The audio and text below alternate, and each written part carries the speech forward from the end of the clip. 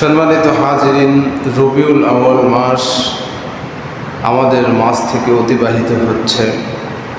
যেই মাসে আমরা আজ অবস্থান করছি, এই মাসটি বড় মহিমান্বিত মাস। এই মাসটি বড় ভাগ্যবান মাস এবং এই মাসের কারণে সবথেকে বেশি যেই লাভ হয়েছে সেটা হলো এই পৃথিবীর বুকের যে মানুষগুলো আছে, এই পৃথিবীর বুকে বিশেষ করে যারা মুসলমান, তাদের একটি লাভের বর্ষা এই মাসে আল্লাহ পাক রব্বুল আলামিন খুলে দিয়েছেন। নিঃসন্দেহে রবিউল আউয়াল অত্যন্ত মর্যাদার, অত্যন্ত মাহাত্ম্যের, অত্যন্ত গুরুত্বের।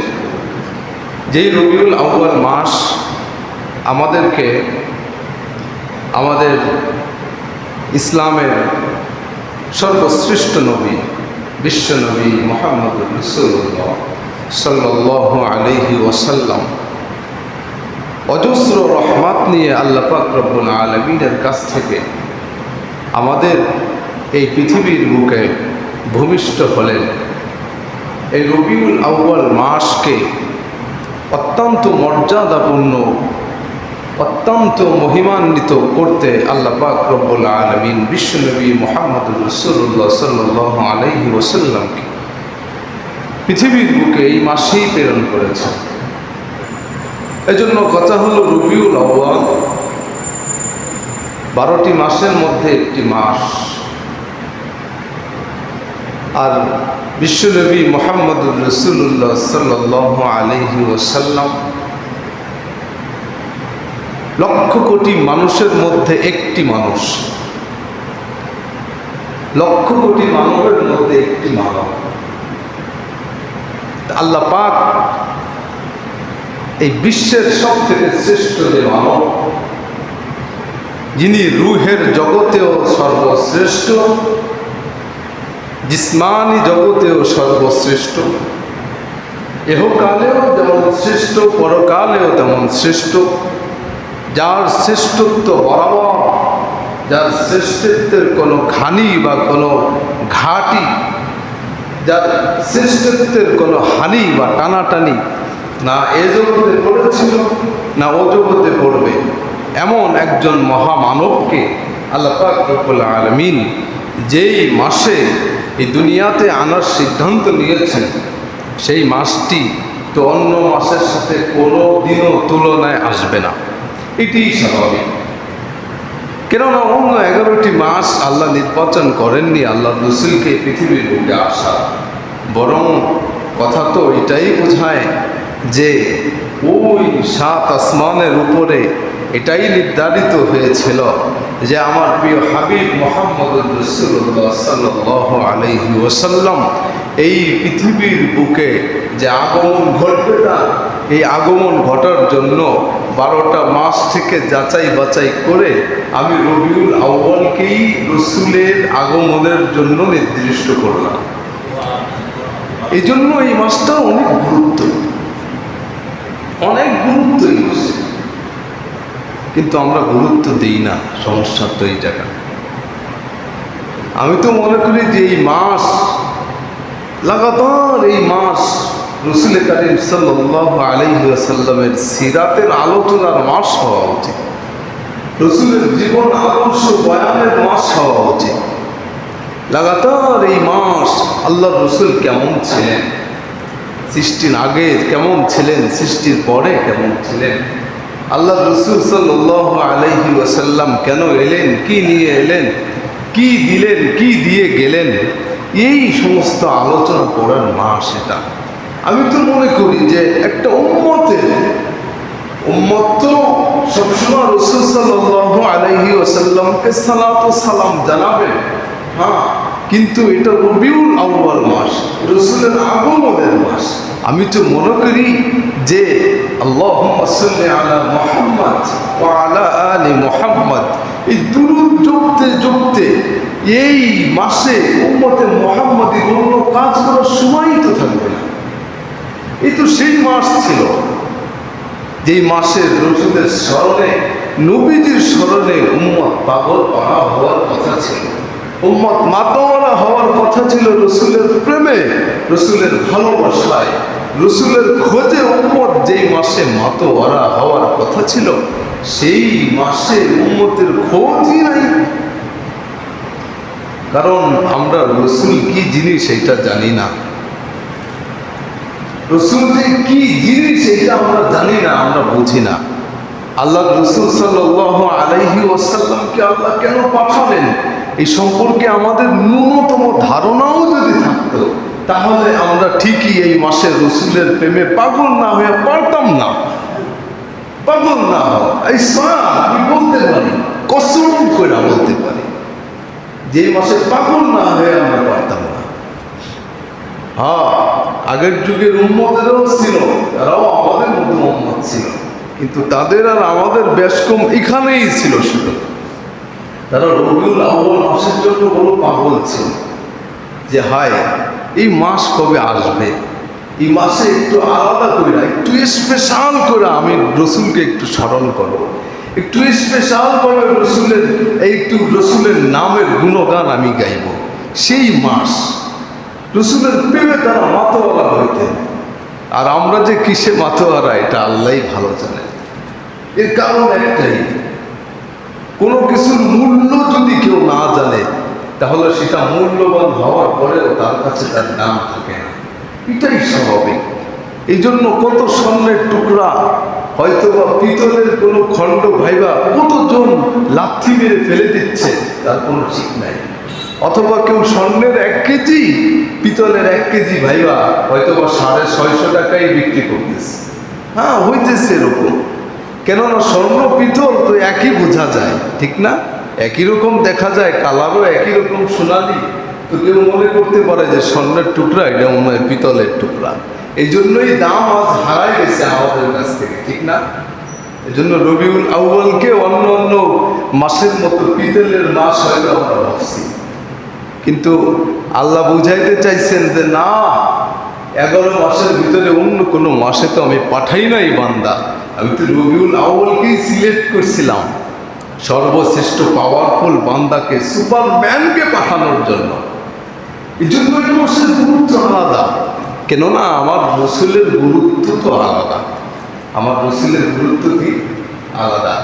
কেমন গুরুত্ব বলতেছে, এই পৃথিবীতে মানব পাঠানোর সূচনা হয়েছে তো আদমকে সৃষ্টি করা, আদমকে পাঠানোর সূচনা থেকে, ঠিক না? আদমই তো আমাদের আদি পুরুষ, এর আগে তো আর কেউ নাই, তাই না? আবুনা আদম ও উম্মুনা হাওয়া, আমাদের পিতা তো আদম আলাইহিস সালাম, যে আদি পিতা, আর আম্মা উম্মুল বাশার, তিনি তো মা হাওয়া আলাইহিস সালাম, ঠিক না? তো আল্লাহ বলতেছে যে এই দুনিয়ায় মানব পাঠাইছি তো আমি আদমকে দিয়া, কিন্তু আমার রসুলের গুরুত্ব আমি কতটা রাখছি উম্মত, এটা কি তোমরা জানো? আল্লাহ রসুল সাল্লাল্লাহু আলাইহি ওয়াসাল্লামকে এক বেদুইন সাহাবা জিজ্ঞাসা করলেন, আল্লাহ রসুল আপনার নবুয়ত কখন থেকে পাকাপোক্ত হয়েছে, সিলেক্টেড হয়েছে আপনার নবুয়ত কখন থেকে, একটু বলেন না, শুনা একটু দিলটাকে ঠান্ডা করি।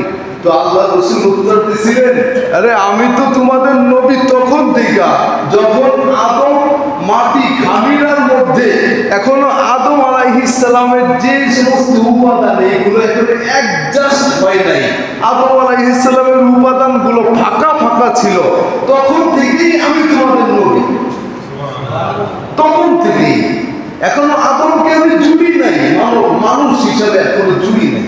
তার খামিরা এক জায়গা, তার কাদা এক জায়গা, তার মাটি এক জায়গায়, এইভাবে যখন ছিল, আরে পিতা আদম যখন এইভাবে ছড়ানো ছিটানো ছিল, তখন থেকেই আমি আল্লাহ রসুল অটোমেটিক সিলেক্টেড নবী হয়ে রয়েছি। এই জন্য নবীকে বুঝি নাই আমরা যে কি নবী। সমস্যা আমাদের এই জায়গায়। আমার আল্লাহ রসুল কোনো গাছের পাতাকে, কোনো ডালকে দৈরা যদি বলতো যে আল্লাহর অনুমতিতে আমার সাথে চলো, তো সাহাবা বলতেছেন যে আল্লাহ রসুল গাছের ডাল ধৈরা বলতে দেরি হইতো, আল্লাহ রসুলের পিছনে পিছনে গলায় দড়ি দেওয়া গরু উটের মতো গাছ চলতে দেরি করতো না। এই তো আমাদের মোহাম্মদ, কিন্তু আজ ভুলে গেছি। আর আমি আর আপনি ভুললে কি হবে? আব্দুল কাদের জিলানি কিন্তু বলে নাই, কারণ ও তো উম্মতের পাগল, রসুলের পাগল পড়া এক উম্মত ছিল। আব্দুল কাদের জিলানি রহমতুল্লাহ আলাইহি মা আউলিয়া ইস-সালিহিন একটা আরবি কিতাব আছে, বড় সুন্দর তাসাউফের কিতাব। ওই কিতাবের ভিতরে লিখতেছেন আব্দুল কাদের জিলানি রহমতুল্লাহ আলাইহি, উনি বলতেছে যে জামিউল আম্বিয়া উরসিলু লিউমামিহিম আতিয়া ওয়াল হাবিবুল মুস্তাফা উরসিলা ইলা উম্মতিহি হাদিয়া। আব্দুল কাদের জিলানি বলতেছে দুনিয়ায় যত নবী রসুল আছে সমস্ত নবী রসুলকে তার উম্মতের জন্য আল্লাহ পাঠাইছেন দান স্বরূপ, আর মুহাম্মদুর রাসূলুল্লাহ সাল্লাল্লাহু আলাইহি ওয়াসাল্লামকে আমাদের জন্য পাঠাইছেন হাদিয়া স্বরূপ। হাদিয়া স্বরূপ পাঠাইছেন। উনি আবার ভাইরা দিতেছেন দেওয়াল আতিয়া লিল মুহতাজিন, যে দান তো দেওয়া হয় যাদের প্রয়োজন হয় তাদের, ঠিক না? যেমন আমরা ফেনীতে নিয়ে গেছি তিরান, ওইটা ওদের প্রয়োজন ছিল, এই জন্য আমরা তিরান দিছি। আর ওল হাদিয়া লিল মাহবুবিন, আর তিনি বলতেছেন আর হাদিয়া উপহার গিফট এটা তো দেওয়া হয় প্রিয় পাত্রদেরকে। সুবহানাল্লাহি ওয়া বিহামদিহি। এই জন্য অন্য অন্য নবীকে উম্মতের কাছে পাঠাইছেন আল্লাহ দান হিসাবে, আর আমার রসুল আমাদের মধ্যে আসছেন উম্মতের জন্য হাদিয়া হিসাবে। শুধু তাই নয়, উনি আবার লক্ষ্য করে শুনলেন বাগিয়ার মুসল্লি আব্দুল কাদের জিলানি আবার বলতেছেন বড় গভীর কথা। উনি বলতেছেন যে আরে আদম আলাইহিস সালাতু ওয়াস সালাম আবু না আদম হামিলুল আসমা ওয়াল হাবিবুল মুস্তাফা হামিলুল মাআনি জাওয়ামিউল কালিম। তিনি বলতেছেন যে আমাদের পিতা আদম আলাইহিস সালাম, যিনি আদি পিতা, আল্লাহ পাক রব্বুল আলামিন তো কুরআনে বলছে যে সমস্ত ফেরেশতাদের উপরে তাকে শ্রেষ্ঠত্ব দান করছে। কি জন্য? বলে ওয়া আল্লামাল আদামাল আসমাআ কুল্লাহা, যে আল্লাহ রাসূল বলে যে দুনিয়ার ভিতরে যেই সমস্ত জিনিসগুলো আমি বানাইছি সেই জিনিসগুলোর প্রত্যেকটার নাম আমি একটা করে পাঠ করে আদমকে শিক্ষা দিচ্ছি। আদমকে শিক্ষা দেওয়ার পর যখন আমি ফেরেশতাদেরকে বললাম যে এই নামগুলো কি তোমরা বলতে পারবা, ফেরেশতারা তখন থক হয়ে গেল, স্টপ, যা বললো লা ইলমা লানা, আমাদের কোনো জ্ঞান নাই। আদমকে যে পাওয়ার আপনি দিছেন, যে সফটওয়্যার আদমের এই মাদার বোর্ডের ভিতরে ভরে দিছেন, যেই সমস্ত ডিভাইস মাদার বোর্ডের ভিতরে সজ্জিত আছে দুনিয়ার সব নাম যা আদমকে শিখাইছেন, এটা আমরা তো জানি না। আল্লাহ রাসূল সাল্লাল্লাহু আল্লাহ পাক রব্বুল আলামিন বলল ইন্নী আ'লামু মিনাল মা লা তা'লামুন, আমি যা জানি ফেরেশতা তোমরা তো তা জানো না। আব্দুল কাদের জিলানী ওই দিকে ইঙ্গিত করে বলতেছে হায় তোমরা তো জানো যে বাবা আদম আলাইহিস সালাতু ওয়াস সালামকে আল্লাহ পাক রব্বুল আলামিন সমস্ত কিছুর নাম শিক্ষা দিয়ে এই পৃথিবীর বুকে পাঠাইছিলেন। উনি বলতেছে ওয়াল হাবিবুল মুস্তাফা হামিলুল মাআনি, আল্লাহ পাক আদমকে দুনিয়ার সব কিছুর নাম শিখাইছিলেন, কিন্তু মুহাম্মদুর রাসূলুল্লাহ সাল্লাল্লাহু আলাইহি ওয়াসাল্লামকে আল্লাহর নিজে সমস্ত কিছুর অর্থ শিখায়া পাঠাইছেন। বলেন নাই? বলতেছেন আদম তো সমস্ত নাম শিখা আসছে, সমস্ত নাম নিয়ে আসছে। হাসিয়ার ভিতরে লেখেন তাফসিরে জালালাইনের একটা নুনের বাটি কি কাজে ব্যবহার হবে, একটা চামচ কি কাজে ব্যবহার হবে, ওইটাও আদমকে আল্লাহ শিখাই দিয়েছিলেন, এটাও আদমকে আল্লাহ শিখাই দিয়েছিলেন। কিন্তু আব্দুল কাদের জিলানী বলতেছে হ্যাঁ সমস্ত কিছুর নাম আদি পিতা আদম শিখছিলেন, আল্লাহ শিখাইছিলেন, কিন্তু সমস্ত নামের অর্থগুলো আল্লাহ মুহাম্মদকে শিখায়া দুনিয়ায় পাঠিয়েছে। আব্দুল আজিজ আল আদ-দাব্বাহ লোকটা উম্মি ছিল কিন্তু বড় আশিক রাসূল ছিল, তাসাউফ ছিল, তাসাউফ ওয়ালা। তিনি আবার একটু বাড়ায়া আব্দুল কাদের জিলানীর সাথে তাল মিলায়া বলতেছেন যে আবু না আদম, আদমকে তো আমরা আদি পিতা বলি। হ্যাঁ আদি পিতা তিনি ঠিক আছেন, আবু না বলতেছেন আবুর রুহানিয়াতি কুল্লিহা। আদম আলাইহিস সালাম আমাদের আবু না আবুল জিসমানিয়াতি কুল্লিহা। আদম আলাইহিস সালাম আমাদের শরীরের পিতা, কিন্তু মুহাম্মদ আমাদের আত্মার পিতা। মুহাম্মদকে আত্মার পিতা বানায় পাঠিয়েছিলেন, আর বাবা আদমকে আল্লাহ আমাদের জিসমানি পিতা বানায় পাঠিয়েছিলেন। শুধু তাই নয়, আবুল আব্বাস মরসি তিনি এই কিতাবের ভিতরে রসুলের শান বর্ণনা করতে গিয়া বলেন যে জামিউল আম্বিয়া খুলিকু মিনার রাহমা, দুনিয়ায় যত নবী রসুল আল্লাহ বানাইছেন খুলিকু মিনার রাহমা, রহমতের অংশ থেকে বানাইছেন। ওয়াল হাবিবুল মুস্তাফা আইনুর রাহমা, আর মুহাম্মদুর রাসূলুল্লাহ সে তো রহমতের খনি, উনি তো রহমতের খনি, ওনাকে রহমত দিয়ে বানায় নাই, উনি রহমতের খনি। কিন্তু এটা আমাদের উপলব্ধিতে আসে নাই, সমস্যা হলো এই জায়গা। হ্যাঁ, আর আবুল মাওয়াহিব আশ-শাযলি রহমাতুল্লাহ আলাইহি তিনি তো আরো বড় একটা পাওয়ারফুল আবেগের কথা বলে ফেলছেন। মা আউলিয়া সালেহীন গ্রন্থে উনি লিখতেছেন, উনি বলতেছেন আরে আমাদের তো মনে হয় কিয়ামতের ময়দানে আল্লাহ পাক রব্বুল আলামিন মুহাম্মদ নামের যত উম্মত আছে সবাইকে ডাকবে, ওঠ। সবাই উঠার পর দাঁড়ায়া যাবে, আল্লাহ বলবে আমা ইস্তাহইয়াইতা আসাইতানি ওয়া আনতা সুমিয়্যু হাবিবি। আরে তুই তো দুনিয়ায় নাফরমানি করছস, গুনাহ করছস, তুই তো দুনিয়ার ভিতরে অপরাধ করছস, কিন্তু তোর আকলে এটা ছিল না যে আরে তোর নাম তো আমার বন্ধুর নামের সাথে জুড়া রয়েছে, তোর নামও মুহাম্মদ, আমার বন্ধুর নামও মুহাম্মদ। ওয়ালাকিন আস্তাহয়ি আন উআদ্দিবাকা ওয়া আনতা সুমিয়্যু হাবিবি, কিন্তু আমি আল্লাহ তোর নাম আমার রাসূলের সাথে মিলা যাবে আর আমি তোকে আযাব দিব, আমি আর আল্লাহর বড় লজ্জাবোধ হয়। ইযহাব আদখুলিল জান্নাহ, যা গিয়া জান্নাতে ঢোক। এটা বুঝা বলছেন উনি। হ্যাঁ, এটা হইতে পারে, কেননা হাদিস ঘাটলে এটাই বোঝা যায় যে সর্বশেষ কোটায় যদি আল্লাহ ডাক দেন নামের কোটায়, যে দাঁড়া মুহাম্মাদের নামের সাথে কে আছিস, কেননা মুহাম্মদকে তো আমি আল্লাহ দুনিয়ায় পরশ পাথর বানায়া পাঠাইছি। সুবহানাল্লাহ, পরশ পাথর বানাই পাঠাইছিলেন। পরশে যাহার ধন্য হলো যারা, তাদেরই মোরা খুঁজি। ওনার পরশে ধন্য হয়েছিলেন অনেকে, ওনার পরশে ধন্য হয়েছিলেন আবু বকর, ওনার পরশে ধন্য হয়েছিলেন খলিফা ওমর, ওনার পরশে ধন্য হয়েছিলেন খলিফা উসমান, ওনার পরশে ধন্য হয়েছিলেন খলিফা আলী, আরো কত শত সাহাবী। তো আল্লাহ ওইটাই মনে হয় বোঝাইতে চাইছেন যে দাঁড়া, আমার পরশ পাথর মুহাম্মাদের নামের সাথে কার নামের ঘষা আছে আমি একটু দেখতে চাই। যখন মুহাম্মাদের নামে যারা নামে দাঁড়ায়া যাবে, মালিকের রহমতের কাছে এটা অসম্ভব কিছু না যে নামের সাথে নামের মিলের কারণে আল্লাহ ওকে বলে দেবে যে যা তোকেও জান্নাত দিয়ে দেবে, কেননা মুহাম্মাদের নামের সাথে তো তোর মিল আছে। তবে এটা ভাবলে হবে না যে মুহাম্মাদের নামের সাথে মিল থাকলেই বুঝি পার পাবো, না, নামের সাথে মিল থাকার সাথে সাথে কামের সাথেও মিল থাকতে হবে। কথা বলেন ঠিক না?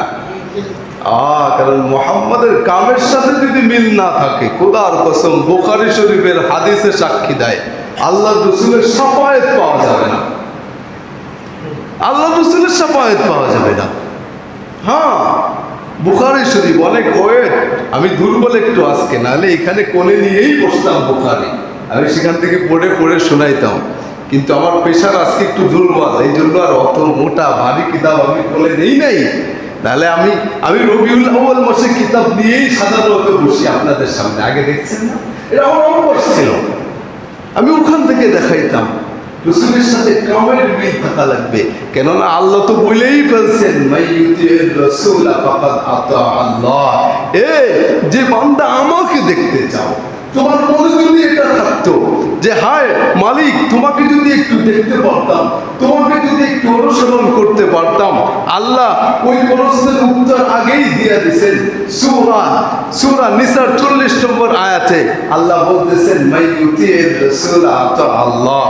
আমার বান্দা, কখনো যদি তোমার মনের ভিতরে এই বাসনা জাগে যে আল্লাহকে যদি একটু দেখতে পারতাম, আল্লাহ যদি একটু অনুসরণ করতে পারতাম, তাহলে তুমি উত্তর নাও, মাইয়ুতির রাসূল, যে আমার রাসূলকে অনুসরণ করবে, ফাকাদ আতা আল্লাহ, অটোমেটিকলি আমার অনুসরণ হয়ে যাবে, অটোমেটিক। বুঝতে পারছেন?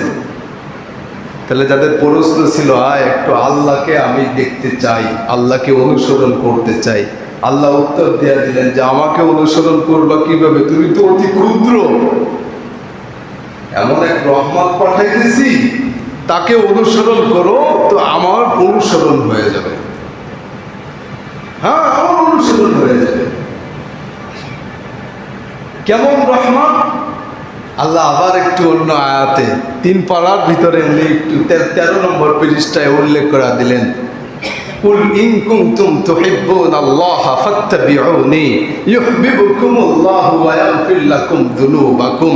যে তোমরা বলে দাও, ইন কুনতুম তুহিব্বুনাল্লাহ, যদি কেউ এই কথা তার মনের ভিতরে জাগে আর মুখ থেকে উচ্চারণ করো যে আল্লাহকে বড় ভালোবাসতে ইচ্ছা করে, আল্লাহকে বড় ভালোবাসতে ইচ্ছা করে। আল্লাহ বলে, ইন কুনতুম তুহিব্বুনাল্লাহ, রাসূল তাহলে তুমি বলে দাও যে কেউ যদি আল্লাহকে ভালোবাসতে চায়, ফাত্তাবিউনি, দেন ফলো মি। তখন আল্লাহকে ভালোবাসার মাপকাঠি, আল্লাহকে ভালোবাসা তখনই হবে যখন আমি রাসূল আমার অনুসরণ তোমরা করবে। তার মানে এখানেও আল্লাহর রাসূলকে বলতেছেন, উম্মতকে নির্দেশ দিতে যে আমি আল্লাহকে ভালোবাসা শুধুমাত্র মুখের দাবিতে নয়, বরং আমি আল্লাহকে যদি ভালোবাসো এই কথা কেউ প্রমাণ করতে চাও, এই কথার কেউ দাবি করতে চাও যে আমি আল্লাহকে ভালোবাসি, তাহলে ফাত্তাবিউনি, আল্লাহর রাসূলের অনুসরণ করে দেখাতে হবে যে আমি আল্লাহকে ভালোবাসি। কথা বলেন ঠিক কিনা? এটা কোরআনের কথা। কিসের কথা? কোরআনের কথা। তার মানে ভাই আল্লাহকে ভালোবাসেন? হ্যাঁ বাসি, কিন্তু রাসূলকে অনুসরণ করেন? বলে না, করি না। তাহলে আল্লাহ বলবে তুমি তোমার দাবিতে মিথ্যাবাদী। কি বলবে? দাবিতে মিথ্যাবাদী। কেননা তাফসিরে এইখানে লেখেন আল্লাহকে ভালোবাসার শর্ত আল্লাহ এখানে আল্লাহর রাসূলকে অনুসরণ করার সাথে জুড়ে দিয়েছেন। অর্থাৎ আল্লাহকে ভালোবাসতে হলে শর্ত হলো রাসূলের অনুসরণ করা। কি করা বলেন? রাসূলের অনুসরণ করা। আল্লাহকে যদি ভালোবাসতে হয় তাহলে অনুসরণ করতে হবে কার? একটু জোরে বলেন, বলেন কার অনুসরণ করতে হবে? রাসূলের অনুসরণ করতে হবে। কেননা আল্লাহ পাক রব্বুল আলামিন সর্বশেষ একটা অফার দিয়া মুহাম্মদুর রাসূলুল্লাহ সাল্লাল্লাহু আলাইহি ওয়াসাল্লামকে পাঠাইছিলেন। মুহাম্মদুর রাসূলুল্লাহ সাল্লাল্লাহু আলাইহি ওয়াসাল্লাম যেদিকে যাবে সারা দুনিয়ার উম্মতের সেদিকে যেতে হবে। মুহাম্মদুর রাসূলুল্লাহ সাল্লাল্লাহু আলাইহি ওয়াসাল্লামকে অনুসরণ করা মানে আল্লাহকে অনুসরণ করা। মুহাম্মদুর রাসূলুল্লাহ সাল্লাল্লাহু আলাইহি ওয়াসাল্লামকে অনুসরণ করা মানে কোরআনের অনুসরণ করা। মুহাম্মদুর রাসূলুল্লাহ সাল্লাল্লাহু আলাইহি ওয়াসাল্লামের অনুসরণ করা মানে ইসলামের অনুসরণ করা। মুহাম্মদুর রাসূলুল্লাহ সাল্লাল্লাহু আলাইহি ওয়াসাল্লামকে আল্লাহ পাক রব্বুল আলামিন এমন এক ড্রাইভার বানিয়ে পৃথিবীর বুকে পাঠিয়েছেন, ওই ড্রাইভার যেদিকে যাবে উম্মতের বাস সেদিকে যাবে। কথা বলেন ঠিক কিনা? মুহাম্মদ যেদিকে যাবে উম্মতের বাসেরও সেদিকে যেতে হবে। মুহাম্মদ যদি ডাইনে যায়, উম্মত নাজাত পেতে হলে উম্মতেরও ডাইনে যেতে হবে। মুহাম্মদ যদি বামে না যায়, উম্মতের নাজাত পেতে হলে তারও বামে যাওয়ার কোনো অধিকার থাকবে না। মুহাম্মদ যেদিকে যাবে যদি সেদিকেই উম্মত যায়, মুহাম্মদের কাটায় কাটায় অনুসরণ করতে পারে, তাহলে কিয়ামতের ময়দানে আল্লাহ বলবে হ্যাঁ তোমার দাবি ঠিক আছে, তুমি আমাকে অনুসরণ করেছো, তুমি আমাকে ভালোবেসেছো। কেননা মুহাম্মাদের ঝান্ডার তলে যে থাকবে সে তো আমার ঝান্ডার তলেই থাকলো, মুহাম্মাদের দলে যে থাকবে সে তো আমার দলেই থাকলো। কেননা মুহাম্মদকে তো খলিফার খলিফা হিসাবে এই পৃথিবীর বুকে পাঠাইছিলাম এবং সর্বশেষ অনুসারী হিসাবে, অনুসরণকারী হিসাবে, অনুসরণকৃত হিসাবে মুহাম্মদকে মুরাদ হিসাবে, মুহাম্মদকে মুতা হিসাবে পাঠাইছিলাম। মুহাম্মদের যে অনুসরণ এই দুনিয়ায় করতে পারলো, এই অনুসরণ শুধুমাত্র তার এই দুনিয়াতেই নয়, বরং এই অনুসরণ তাকে নিতে নিতে জান্নাত পর্যন্ত নিয়ে যাবে। মুহাম্মদই সর্বশেষ রহমত। বলেন মুহাম্মদই সর্বশেষ কি? রহমত। মুহাম্মদই সর্বশেষ রহমত। কেমন রহমত? আল্লাহ পাক নিজেই বলেন, ওমা আরসালনাকা ইল্লা রাহমাতাল লিল আলামিন। হায়, আমি তো তোমাকে পুরো বিশ্ব ব্রহ্মাণ্ডের রহমত হিসেবে পাঠিয়েছি। বিশ্ব ব্রহ্মাণ্ডের রহমত। আলামিন বলছে এই পৃথিবী গ্রহের জন্য যেমন আল্লাহর রাসূল রহমত, মঙ্গল গ্রহের জন্য তেমন আল্লাহর রাসূল রহমত, শনির জন্য আল্লাহর রাসূল রহমত, সূর্যের জন্য আল্লাহর রাসূল রহমত, বৃহস্পতির জন্য আল্লাহর রাসূল রহমত, তারকারাজির জন্য আল্লাহর রাসূল রহমত, চন্দ্রের জন্য আল্লাহর রাসূল রহমত। যত অজানা জানা গ্রহন্ত আছে, প্রদেশ হতে পারে, ভূখণ্ড হতে পারে, সমস্ত কিছুর জন্য একমাত্র আল্লাহর রাসূলই রহমত। আল্লাহর রাসূলকে ছাড়া যদি কেউ অন্য কোথাও রহমত পাওয়ার জন্য ধারণা ধরতে চায়, আল্লাহর রাসূলের সুন্নাত ছাড়া অন্য কোন নবী রাসূল বা অন্য কোন জাতি গোষ্ঠীর সুন্নাতকে যদি কেউ অনুসরণ করতে চায়, খোদার কসম, যেই রহমত দিয়ে আল্লাহ আমাদেরকে পাঠিয়েছিল সেই রহমত তার কপালে জুটবে না, কপালে জুটবে না, কখনোই না। কেননা আল্লাহর রাসূলের রহমত পেতে হলে তো আল্লাহর রাসূলকে অনুসরণ করতে হবে, ঠিক না? আরে এমন তো অনেক আছে, এক বস্তা চাইলের লেগা এক সপ্তাহ পর্যন্ত কমিশনারের বাড়ি ধর্ণা দিছে, এমন লোক পাওয়া যায় না? বলে পাওয়া যায় না? একটা সাইনের লেগা সচিবালয় মাসের পর মাস ঘুরছে, কথা বলেন আছে না নাই?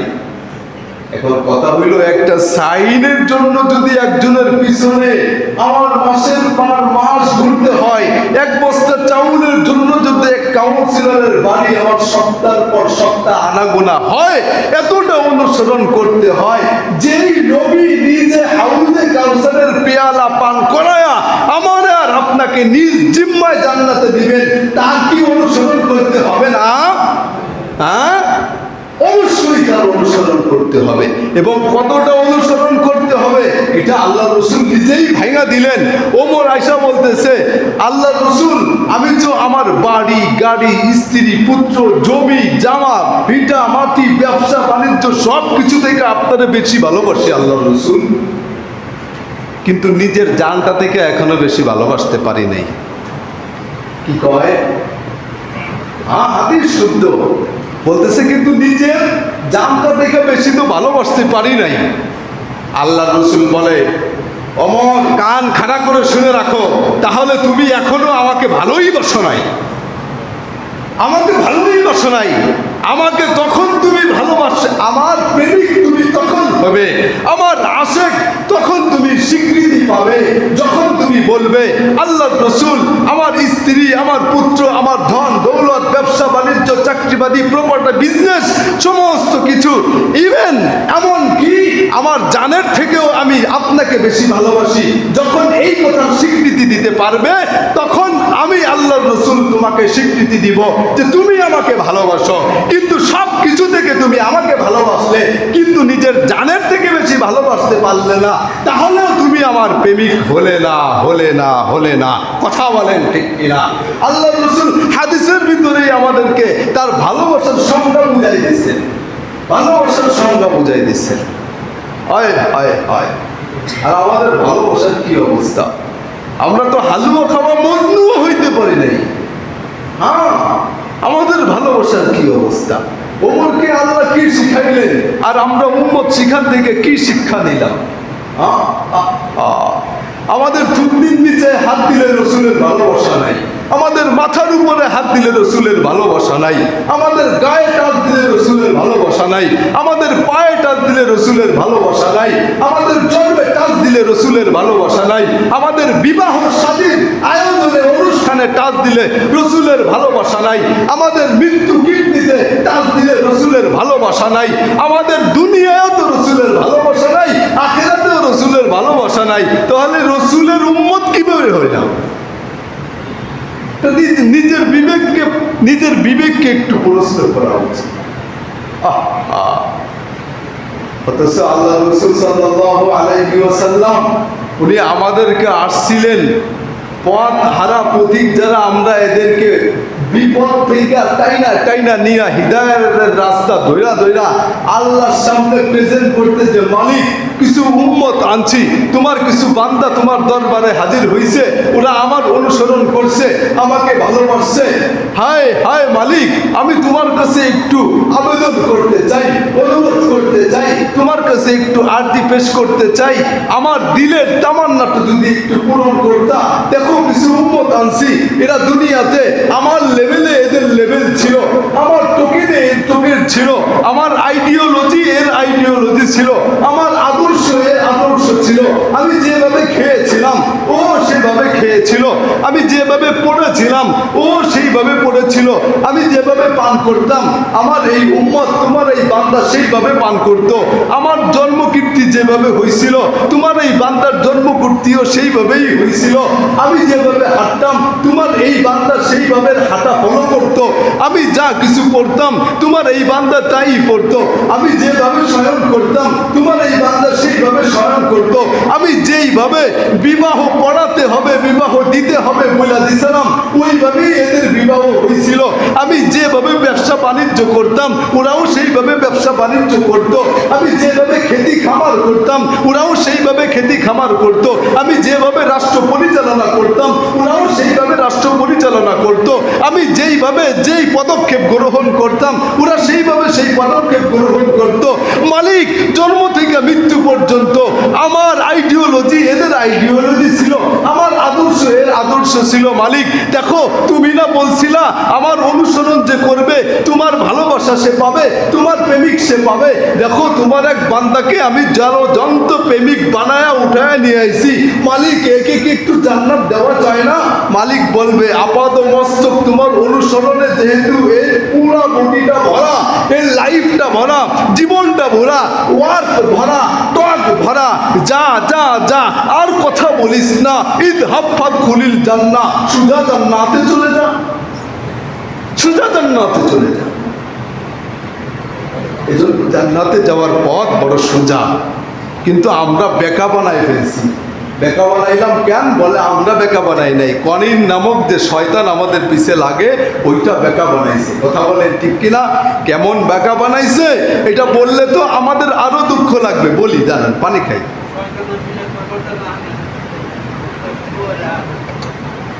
মাদারীপুরের শব্দ, মাদারীপুরে, শুধু মাদারীপুর না, অনেক জায়গা এদের ঘাঁটি আছে। কিছু কিছু খ্রিস্টান মিশনারি এই দেশে আইসা আল্লাহর রসুলকে শেষ নবী বলা দাবি করে না, বরং কিছু মোটা অঙ্কের টাকা দিয়া মুসলমানকে বলে তুমি যদি ঈসার উম্মত হও তাহলে তোমার বাড়ি দিব, গাড়ি দিব, মাসিক একটা বেতন ধার্য থাকবে। এমন কইরা কইরা আমাদের মতো যাদের ভালোবাসাটা মুখে মুখে অন্তরে নাই এদেরকে কিনা কিনা ঈসার উম্মত বানাই নিতেছেন। জোরে বলেন নাউজুবিল্লাহ। এটা কেন থাকে জানেন? যদি অন্তরে কারো লোকাল প্রেম থাকে, তার বুঝেন নাই? অন্তরে যদি লোকাল প্রেম থাকে, মানে প্রেম বাতাসের প্রেম এইভাবে নড়ে বাঁশের মতো বাতাস আসলে, তাহলে তাকেই মাত্র কিনা যায়।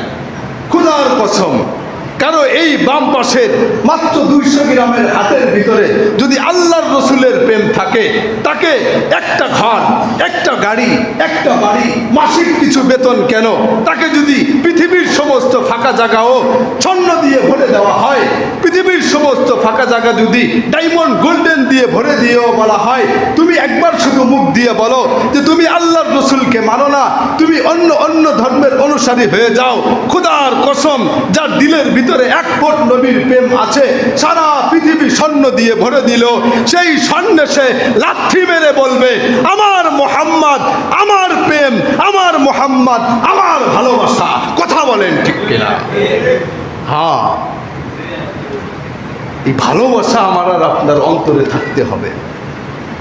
ভালোবাসা কাকে বলে দেখেন না, এক নামকে ভালোবাসে আজকের আমাদের মুসলমান যুবকরা। কিরে তোর চুলটার কাটিং দেখা যায় আমাকে লাগে মিলা গেছে সাকিব খানের লাগে, বুঝোস না বেটা, বাংলাদেশে যত নায়ক আছে এর ভিতরে ভালো লাগে কার? সাকিবটাই ভালো লাগে, ভালো তো ওরেই বাসি, বোঝেন নাই তো? ওরে ভালোবাসে বলে চুলের কাটিংটাও দিছে। আরে মিথ্যা বলতেছি, মিথ্যা বলতেছি?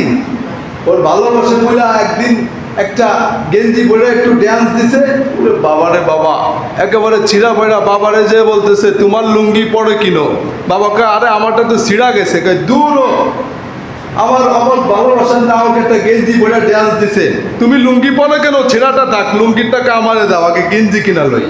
কথা বলেন ঠিক কিনা? আল্লাহর রসুল বলে আমি এই দুনিয়ার ভিতরে আজ নাই বাগিয়ার উম্মত, কিন্তু আমার আদর্শ রয়ে গেছে। কথা বলেন ঠিক কিনা? আমাকে যদি কারো ভালোবাসতে হয় তাহলে আমার আদর্শকে ফলো করতে হবে। তুমি যদি আমার আদর্শকে ফলো করো তাহলে আমি কাল কিয়ামতের ময়দানে আল্লাহর কাছে সাক্ষী দিব যে এ আমার আদর্শকে জিয়ে রাখতে, এ আমার আদর্শকে জিয়ে রাখার মাধ্যমে, এ আমার আদর্শকে আইডিওলজিকে বাঁচিয়ে রাখার মাধ্যমে, এ আমার ভালোবাসাকে তার অন্তরে বাঁচিয়ে রেখেছিল, অন্তরে জিয়েই রেখেছিল। আল্লাহ আমি সাক্ষ্য দিলাম, কেন আমি না থাকতে, আমার অনুপস্থিতিতে, আমার অবর্তমানে যেই উম্মত আমার আইডিওলজিকে ফলো করে, আমার আদর্শকে অনুসরণ করে চলেছে, আল্লাহ তুমি একে মাফ করে দাও। আল্লাহ বলে সর্বপ্রথম আমি আমার হাবিবকে সাফায়াতের অনুমতি দিব। আমার হাবিব যেই উম্মতকে দেখা দেখা সাফায়াত করবে, বিনা দ্বিধায় সাফায়াত মঞ্জুর হয়ে যাবে, বিনা দ্বিধায়, বিনা বাক্যে, বিনা কথায়। আল্লাহ রসুল আমার আর আপনার ধৈর্যই সাফায়াত করবে না। বুখারী শরীফের হাদিস আছে, বুখারী শরীফের হাদিস, আল্লাহ রসুল হাউজে কাউসারের ওখানে পেয়ালা নিয়ে দাঁড়ায় থাকবেন, এক উম্মত হাইটা আসবে, আল্লাহ রসুল খুশিতে আহারে আমার উম্মত আসছে, পেয়ালাটা সামনে আগায়া দিতে যাবে, আগায়া নিয়ে যাবে, হুট কইরা ওই বান্দা আর রসুলের মাঝখানে, ওই উম্মত আর হাবিবের মাঝখানে একটা কালো পর্দা পড়ে যাবে। বোঝেন নাই? হঠাৎ করে কারেন্ট গেলে যে অবস্থা হয় ঠিক সেরকম অবস্থা হবে। তখন আল্লাহ রসুল বড় আক্ষেপ করে, বড় ব্যথা নিয়ে বলবে, মালিক কি হইল আমি তো বুঝলাম না, যার জন্য আমি জীবন ভেড়া কাঁদছি, হামাগুড়ি দিয়ে এই পৃথিবীর বুকে আসছি, আবার ওর জন্য কাঁদতে কাঁদতে আমি এই দুনিয়ার বুক থেকে বিদায় নিছি। আজ কতদিন পর ওর সাথে আমার সাক্ষাৎ হয়েছে, আমি একটু হাউজের পেয়ালা খাওয়াইয়া ওরে জান্নাতে দিয়া আমার নয়ন দুইটা জুড়াবো, হঠাৎ করে কালো পর্দা কেন পড়লো, আমাকে একটু যদি বলতেন তাহলে আমার মনটা একটু সান্ত্বনা পেত। তখন আল্লাহ বলবে, এরে জানো না ও তোর 2 নম্বর উম্মত, ও তোর শ্রমিক উম্মত না। তুমি যাওয়ার পরে এ ইহুদির অনুসরণ করে চুল কাটছিল, এ ইহুদির অনুসরণ করে জামা প্যান্ট পরছিল, এ খ্রিস্টানের চালচলন গ্রহণ করে তাদের মতো চলতো, এই হিন্দুদের চালচলন অনুযায়ী বিবাহ অনুষ্ঠান পালন করত। এ তোমার 1 নম্বর উম্মত না, এ তোর 2 নম্বর উম্মত। আর 2 নম্বর উম্মত তুমি তো জানো না, তুমি যাওয়ার পরে এ কি কি ভণ্ডামি তোমার ধর্মের ভিতরে ঢুকাইছে, তোমার অনুসরণ এ ঠিকঠাক মতো করে নাই।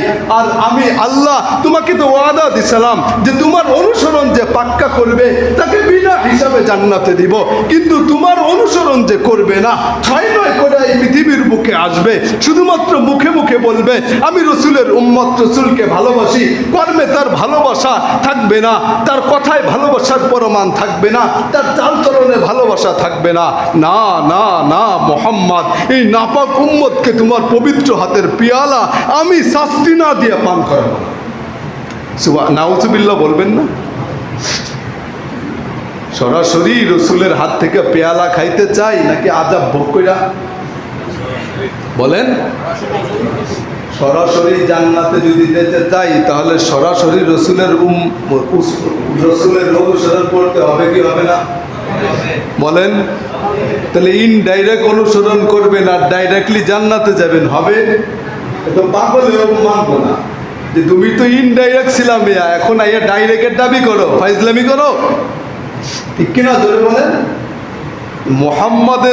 মোহাম্মদ কি বল, আমি বেশি আবেগ নিয়ে কথা বলতে পারি না আল্লাহ রসুলের, এই জন্য ছাড়া কথা বলা যায়।